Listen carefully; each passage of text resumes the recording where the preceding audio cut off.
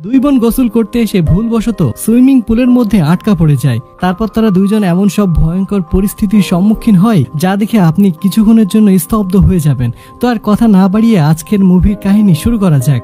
তো সিনেমার শুরুতে আমরা একটা সুইমিং পুলের দৃশ্য দেখতে পাই।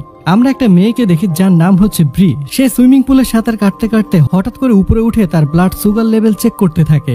এখানে আমরা বুঝতে পারি যে সে একজন ডায়াবেটিক্স পেশেন্ট ছিল। ব্রি নিজের হাতে থাকা আংটিটি খুলে ব্যাগে রেখে দেয়। এই আংটি তার ফিয়ান্সি ডেভিড তাকে দিয়েছিল। ডেভিডের সঙ্গে কিছুদিনের মধ্যে তার বিয়ে হতে চলেছে। এর পরের দৃশ্যে আমরা পুলের ম্যানেজার মেড্রিকে দেখি। সে দেওয়ালে একটা নোটিশ বোর্ড ঝুলিয়ে দেয়। সেই নোটিশ বোর্ডে লেখা ছিল ছুটির জন্য সুইমিং পুল বন্ধ থাকবে। নোটিশ বোর্ড টাঙ্গিয়ে দিয়ে ম্যানেজার অফিসে গিয়ে সেখানে একজন স্টাফ ক্লারাকে কিছু জিনিস চুরি করতে দেখে। পুলের ম্যানেজার এটা দেখার পর তাকে এসব কিছু চুরি করতে নিষেধ করে। কিছুক্ষণ পর ব্রিয়ের বোন জনা সুইমিং করতে পুলে আসে।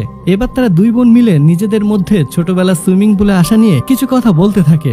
এরপর দুইজন সুইমিং পুলে নেমে যায়। তখনই ম্যানেজার সবাইকে পুল থেকে উপরে উঠে যেতে বলে। জনা ম্যানেজারকে বলে এখনো তো পুল বন্ধ হতে অনেক সময় আছে। ম্যানেজার তাদের বলে ছুটি বাড়ানোর জন্য পুল সম্পূর্ণভাবে বন্ধ হয়ে যাচ্ছে, আর তোমাদের অবশ্যই নোটিশ বোর্ডটি পড়া উচিত ছিল। এরপর তারা দুই বোন সুইমিং পুলের উপরে উঠে পড়ে, কিন্তু পুল থেকে উপরে উঠে বি তার আংটিটি খুঁজে পায় না। তখন সে অনেক চিন্তিত হয়ে পড়ে, কারণ ওই আংটিটি তার হবু বরে দেওয়া ছিল। জনা সুইমিং পুলের নিচের দিকে তাকিয়ে দেখে সুইমিং পুলের নিচে জালের মতো শক্ত একটা জিনিসের মধ্যে আংটিটি আটকা পড়ে আছে।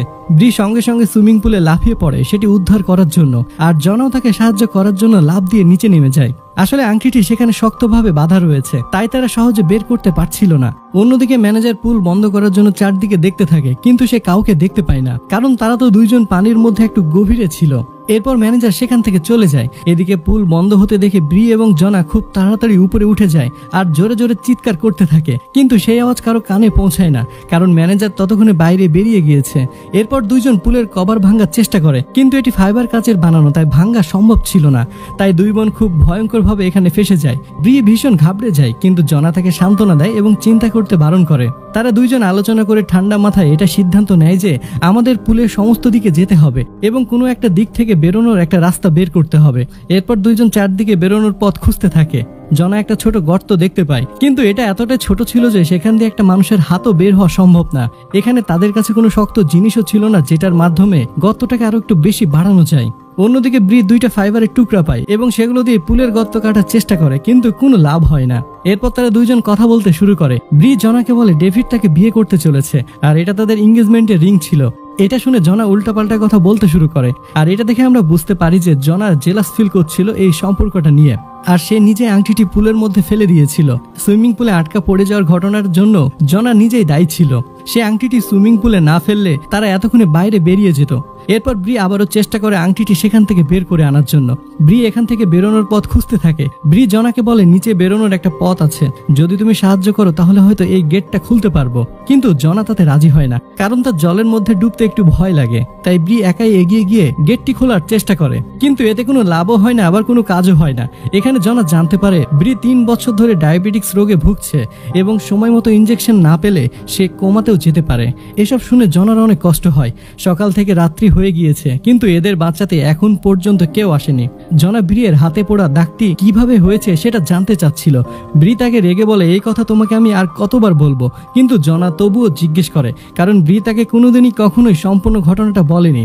এরপর ব্রি বলতে শুরু করে ছোটবেলায় তার বাবা অনেক বেশি ড্রিঙ্কস করে বাড়ি ফিরে আসে এবং বাড়িতে এসে সিগারেট জ্বালাতে গিয়ে লাইটারের আগুনে বাড়িতে আগুন লেগে যায়, আর এই কারণে তার হাত পুড়ে গিয়েছে।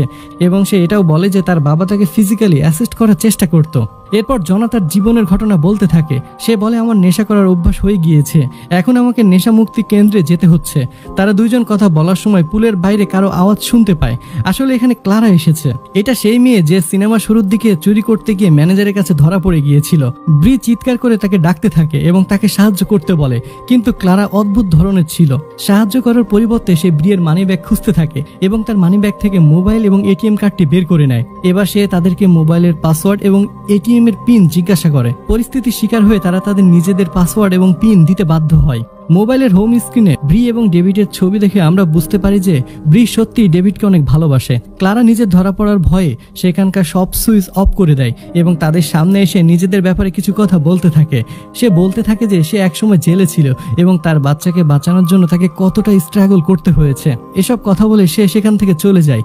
ব্রিয়ের অবস্থা ক্রমশ খারাপ হতে শুরু করে। ক্লারা সেখান থেকে চলে যাওয়ার পর তারা দুইজন তার জন্য সারা রাত অপেক্ষা করছিল, কিন্তু ক্লারা আর ফিরে আসে না। পরের দিন সকালে ক্লারা সেখানে আসে এবং জনা তার কাছে ইনজেকশন চায়, কিন্তু ক্লারা তাকে সে ইনজেকশন দেয় না এবং বলে তোমাদের দুজনকে এখানে পচে মরা উচিত, কারণ তোমরা এটাই ডিজার্ভ করো। আসলে ক্লারা এদের কাছ থেকে টাকা চায়, এদের বাঁচানোর কোনো ইন্টেনশনই তার ছিল না। এসব শোনার পর ব্রিয়ের খুব রাগ হয় এবং সে প্রতিশোধ নিতে চায়, তাই সে মিথ্যা মিথ্যা কান্নার অভিনয় করতে থাকে। আর যখন ক্লারা সেখানে কান পেতে কান্না শুনতে যায়, ঠিক তখনই ব্রি ফাইবারের টুকরোগুলো তার কানে ঢুকিয়ে দেয়। এতে ক্লারার কান ফুটো হয়ে রক্ত বেরিয়ে যায়। আর এতে সে রেগে গিয়ে পুলের ক্লোরিন সাপ্লাই অন করে দেয়, যাতে তারা দুইজন অক্সিজেন না পেয়ে সেখানেই মারা যায়। তখনই তার মনে পড়ে যে তারা দুইজন যদি মারা যায় তাহলে তাকে আবার জেলে যেতে হবে, তাই সে ক্লোরিন সাপ্লাই বন্ধ করে দেয়। এবার সে তাদের কাছে গিয়ে সব থেকে দামি জিনিসটা চায়, আর তাদের কাছে সব থেকে দামি জিনিসটা ছিল আংটি। তাই ব্রি তাকে সে আংটিটি দিয়ে দেয় এবং এই আংটিটি পেয়ে সে সেখান থেকে চলে যায়। আরও একটি রাত পেরিয়ে যায় এবং ব্রিয়ের অবস্থা আরো খারাপ হতে থাকে, আর জনা ভীষণ পস্তাতে থাকে। সে ব্রিয়ের কাছে ক্ষমা চায়।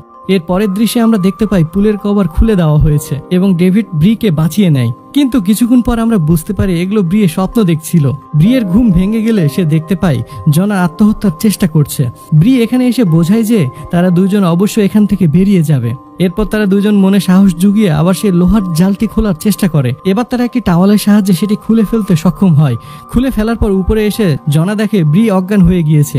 এই লোহার জালি দিয়ে জনা নিজের সমস্ত শক্তি দিয়ে পুলের কভারে আঘাত করে এবং পুলের কভার ভেঙে যায়। জনা খুব তাড়াতাড়ি করে ব্রিকে বাইরে নিয়ে আসে এবং খুব দ্রুত তাকে ইনজেকশন পুশ করে দেয়। তখনই ক্লারা এসে তাদের দুজনের উপরে বন্দুক তাক করে। আসলে তার ভয় এটাই যে তারা দুজন যদি এখান থেকে পালিয়ে গিয়ে সবাইকে বলে দেয় তাহলে সে তো ফেসে যাবে, তাই সে তাদের দুজনকে মারার চেষ্টা করে, কিন্তু ক্লারা তাদেরকে মারতে পারে না এবং ব্রিয়ের আংটি জনার হাতে ফিরিয়ে দেয়। জনা পুলিশকে ফোন করে এবং ক্লারাকে সেখান থেকে চলে যেতে বলে। ক্লারা সেখান থেকে চলে যায়। এরপর পুলিশ এসে তাদের দুজনকে রেস্কিউ করে নেয়। এবার ব্রি সুস্থ হয়ে যায় এবং জনা সেই আংটি তাকে দিয়ে দেয়। আর এখানে এই সিনেমাটি শেষ হয়ে যায়।